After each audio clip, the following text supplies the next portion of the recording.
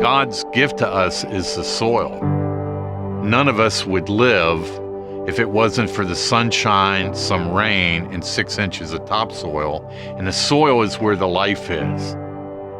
The largest untapped resource for the church in the global south are small farmers. There are billions of small farmers. If they knew how to steward the land that God has given them, steward the abundance that comes to them from taking care of the land the way God intended, that resource is massive. Much of the global south has generally great climate, amazing soil. They have everything that they need to produce food in a way that they would not be insecure. However, the conventional agriculture methods that they use, which they learned from the colonials, is not adapted well for their climates.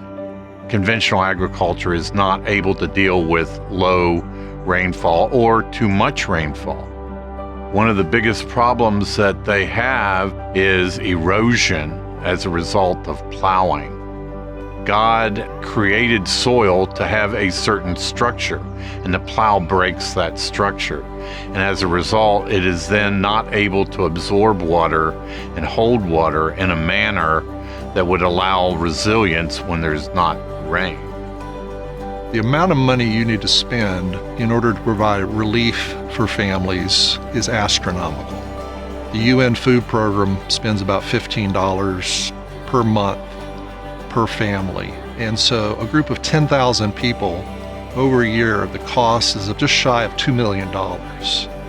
For about $30,000, we could train all those families to provide their own food year in and year out. The method that we teach is called Fumfuza. It's a method of growing staple food, and there are 52 rows set up with different types of crops, and each of those rows produce exactly the amount of food that their entire family needs for a full week. We don't bring in any equipment, we don't bring in any special fertilizers, anything that the farmers and the communities don't already have. The only thing a farmer needs to apply the program is they need a piece of land, which they all have, and they need a hoe. The conservation agriculture methods that we teach are very successful. They can have more yield with less field. And when people have their neighbors coming to them saying, "How did you do this? We've been through a drought and your corn looks exactly like it would if we had normal rains." And they say, "Well, let me tell you, we're following God's principles." That tends to have people want to keep doing it.